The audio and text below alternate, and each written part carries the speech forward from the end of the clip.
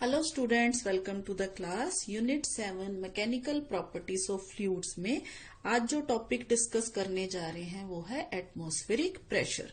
तो बेटा लिक्विड के केस में प्रेशर को हम जानते हैं, हमने लास्ट लेक्चर में प्रेशर एक्सर्टेड बाय लिक्विड पढ़ा और हमने देखा कि किसी भी एक पॉइंट पे लिक्विड के कंटेनर में जहां लिक्विड होता है वहां पे जो प्रेशर एक्सर्टेड बाय लिक्विड होता है वो क्या होता है, सेम होता है। हॉरिजॉन्टल यानी कि किसी खास हाइट पे एक पॉइंट पे हर तरफ से जो प्रेशर होता है वो सेम होता है। ठीक है, हाइट के साथ जो है प्रेशर जो है वो वेरी करता है, डिपेंड करता है कि लिक्विड की हाइट कितनी है कंटेनर में। तो इसी तरह से बेटा हमें पता है अर्थ जो है, अर्थ के ऊपर सरफेस, अर्थ के सरफेस के ऊपर जो गैसेस का एनवेलप है, हमें पता है कि हमें चारों तरफ से गैसेस ने घेरा हुआ है जिसमें 78% नाइट्रोजन है, ऑक्सीजन है, ऑर्गन है, कार्बन डाइऑक्साइड है, हाइड्रोजन है। तो ये सारी गैसेस क्या करती हैं, ये गैसेस की डेंसिटी होती है। ठीक है, तो ये इसके कारण ये क्या करती हैं, सारी गैसेस जो हैं यहाँ एटमॉस्फेयर पे क्या करती हैं, एटमॉस्फेयर में जो गैसेस हैं अर्थ के सरफेस पे प्रेशर एक्सर्ट करती हैं।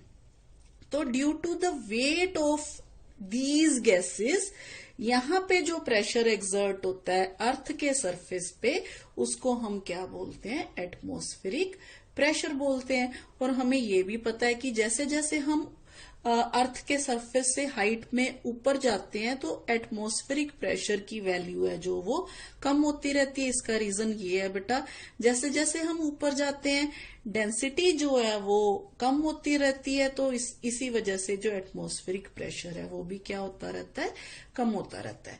तो अब हम इसी एटमॉस्फेरिक प्रेशर के बारे में पढ़ने जा रहे हैं। तो बेटा atmospheric pressure at any point is numerically equal to the weight of a column of air of unit cross sectional area extending from that point to the top of the atmosphere. तो बेटा यहाँ पे अगर हम standard atmospheric pressure की बात करें तो वो होता है, it is pressure equal to the pressure due to column of 76 centimetre और 0.76 meter of mercury at 0 degree Celsius at sea level।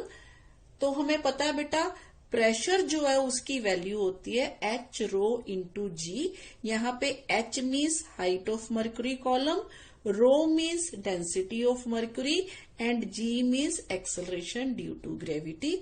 तो ये सारी वैल्यूज अगर हम यहाँ पे फिल कर देते हैं, पुट कर देते हैं, तो हमारे पास जो प्रेशर है, स्टैंडर्ड प्रेशर है, उसकी वैल्यू है जो वो आ जाती है बेटा 1.013 into 10⁵ Newton per metre square और pascal, Newton per metre square, और इसके यूनिट हम लिख सकते हैं पास्कल।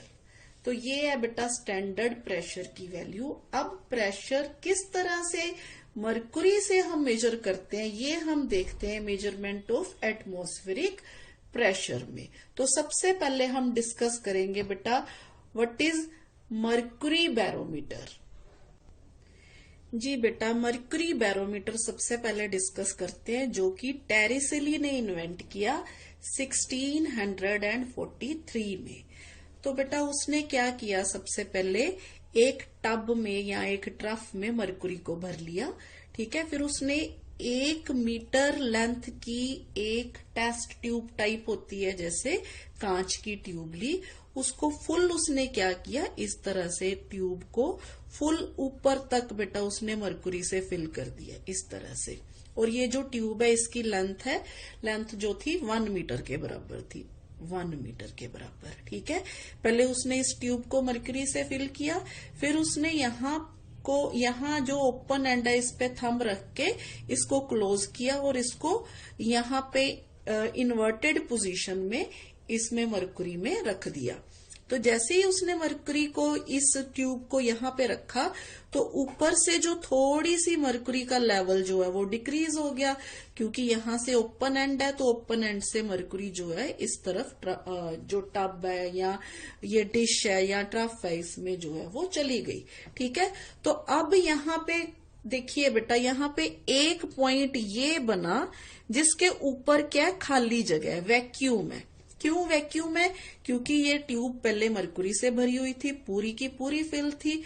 जैसे ही ये मरकरी नीचे आई तो यहाँ पे अब एयर तो है नहीं, यहाँ पे थोड़े बहुत मरकरी के वेपर्स होंगे जिनकी डेंसिटी या जिनकी वजह से प्रेशर जो है वो बिल्कुल नेग्लिजिबल है। यानी कि इस पॉइंट पे अगर हम इसको पॉइंट ए मान लेते हैं तो यहाँ पे जो प्रेशर होगा वो क्या होगा, 0 के बराबर होगा। तो इस पॉइंट को, जो ऊपर खाली स्पेस होती है, उसको हम टॉरिसली वैक्यूम भी बोलते हैं। टॉरिसली के नाम से ही यहाँ पे ये नाम पड़ा, टॉरिसली वैक्यूम। तो अब बेटा ये जो पॉइंट है, मान लीजिए ये टब पे जो पॉइंट है, यहाँ पे क्या लग रहा है, एटमॉस्फेरिक प्रेशर लग रहा है जो कि PA के बराबर है। ठीक है, अब हमने कहा कि सेम हाइट पे जो प्रेशर होता है वो सेम होता है।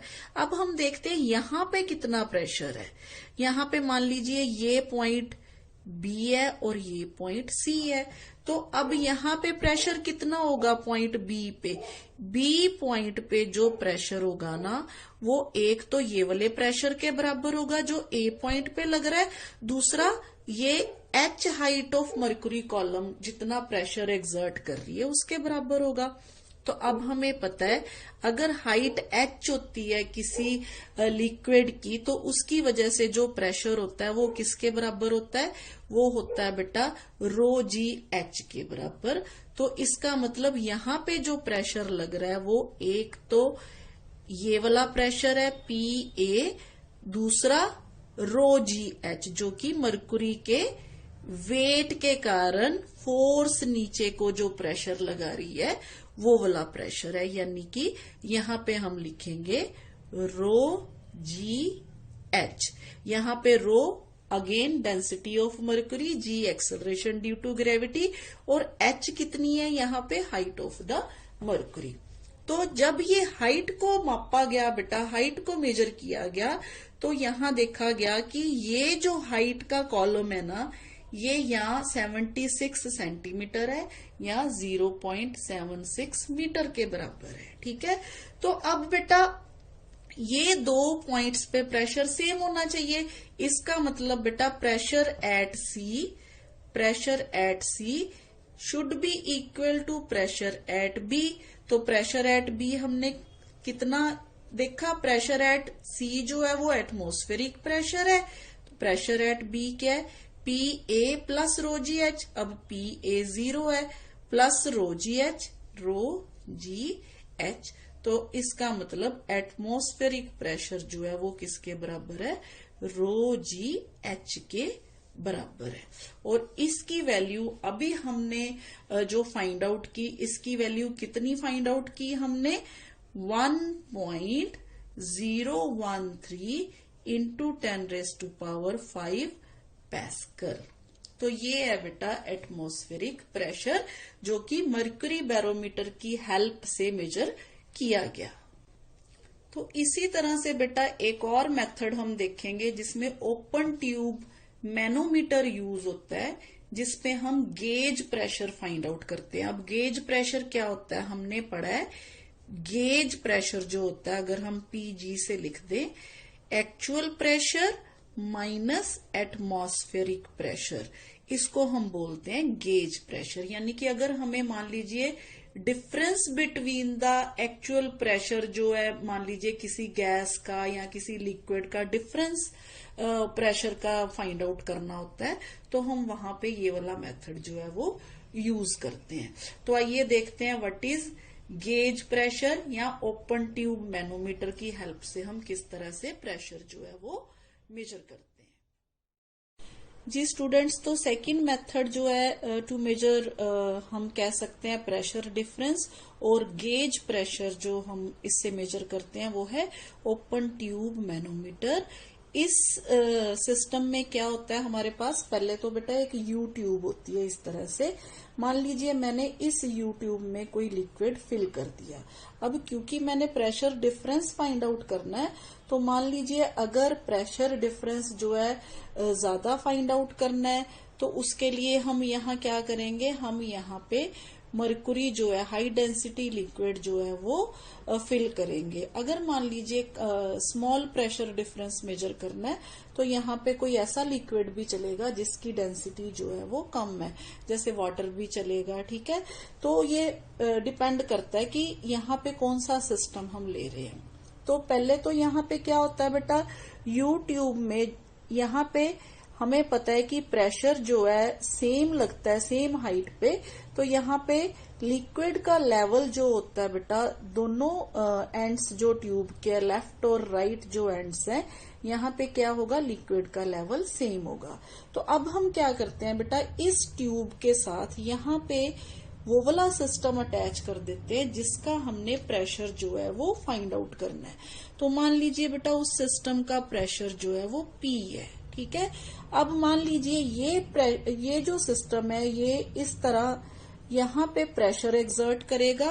मान लीजिए इस पॉइंट पे, ये पॉइंट मान लीजिए यहाँ पे A है। ठीक है, अब A पॉइंट पे जो लिक्विड प्रेशर एक्सर्ट करेगा, उसकी वजह से ये जो लिक्विड है, ये वाला लिक्विड, ये यहाँ इस हाइट तक पहुंच जाएगा। मान लीजिए यहाँ B से ये मान लीजिए A और ये B, तो यहाँ पे भी ये B, तो यहाँ तक पहुंच गया, मान लीजिए C पॉइंट तक पहुंच गया। ठीक है, तो अब बेटा यहाँ पे इस पॉइंट पे और इस पॉइंट पे अगर हम प्रेशर जो है वो फाइंड आउट कर ले, क्योंकि ये दोनों पॉइंट सेम हाइट पे है, तो हम ये प्रेशर डिफरेंस जो है वो फाइंड आउट कर सकते हैं। तो बेटा सबसे पहले तो इस पॉइंट पे जो प्रेशर लग रहा है वो किसके कारण लग रहा है, इस सिस्टम के कारण। तो यहाँ पे प्रेशर कितना होगा, इस एंड पे प्रेशर होगा मान लीजिए P, इस सिस्टम के कारण यहाँ पे प्रेशर है P। तो अब क्योंकि यहाँ से लिक्विड H हाइट अबव चला गया, तो यहाँ B पॉइंट पे क्या प्रेशर होगा बेटा, B पॉइंट पे देखिए यहाँ पे एक तो यहाँ से एटमॉस्फेरिक प्रेशर लग रहा है जिसको हम बोलते हैं PA, और दूसरा इस पॉइंट पे इस लिक्विड के वेट के कारण प्रेशर लग रहा है जो कि H हाइट पे डिपेंड करता है। क्योंकि प्रेशर जो होता है हमें पता है P is equal to rho g H के बराबर होता है, यानी कि डेंसिटी लिक्विड की और हाइट लिक्विड की उस पर डिपेंड करता है।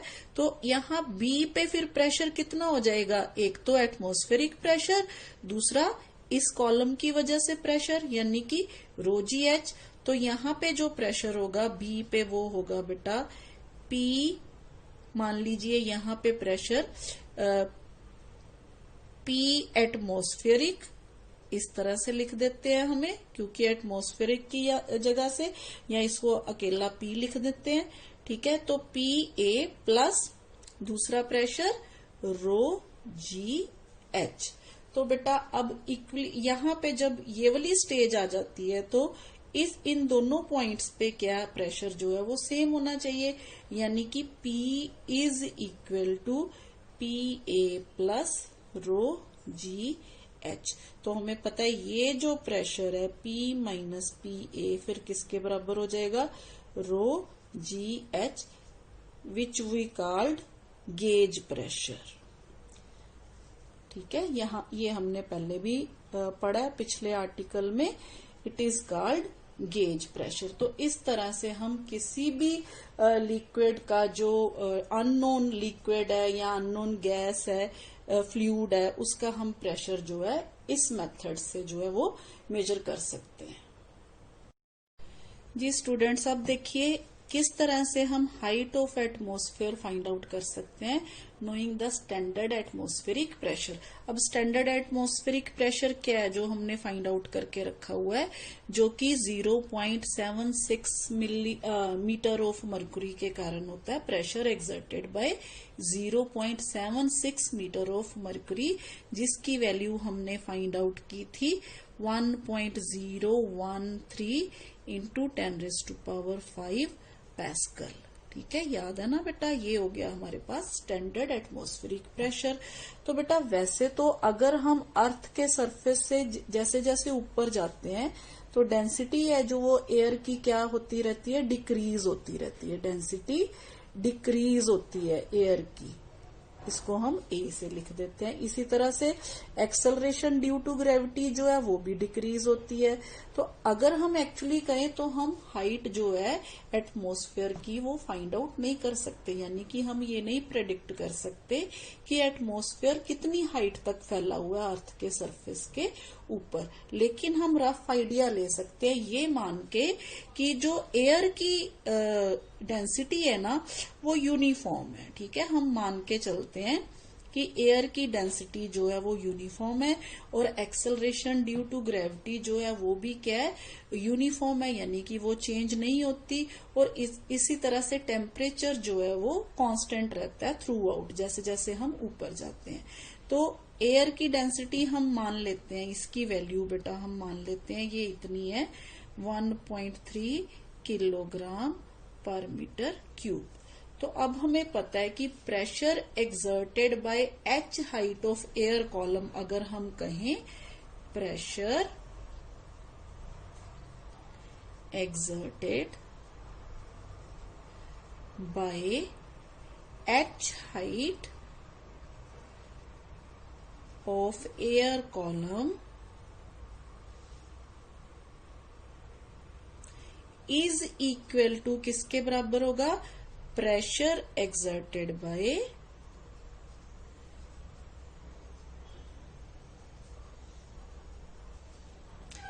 .76 मीटर ऑफ मर्क्यूरी।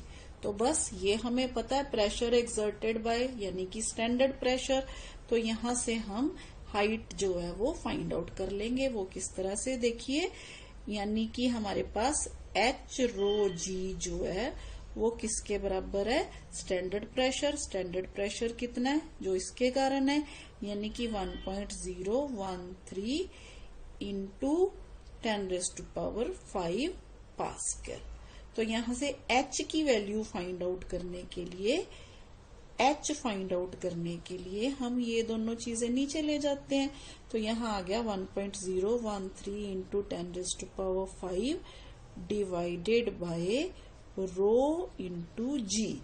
अब रो और जी की वैल्यू पुट कर देते हैं तो एच जो है हमारे पास आ गया बेटा, एच की वैल्यू जो है वो आ गई 1.013 इंटू 10⁵ डिवाइडेड बाय रो कितना हमने माना था 1.3 into acceleration due to gravity 9.8। तो यहाँ पे जो अप्रोक्सीमेट हाइट आ जाती है ना बेटा वो आ जाती है 8 किलोमीटर के बराबर। पर ये एक्चुअल हाइट नहीं है एटमॉस्फेयर की, क्योंकि ये देखा गया बेटा कि जैसे जैसे हम ऊपर जाते हैं ना तो जैसे 6 किलोमीटर की हाइट अगर ऊपर चले जाएं तो डेंसिटी है ना जो वो हाफ हो जाती है एयर की। इसी तरह से और ऊपर जाते जाए, मान लीजिए 25 किलोमीटर अबव द हाइट चले गए तो ये 1/20 of its value at sea level हो जाती है।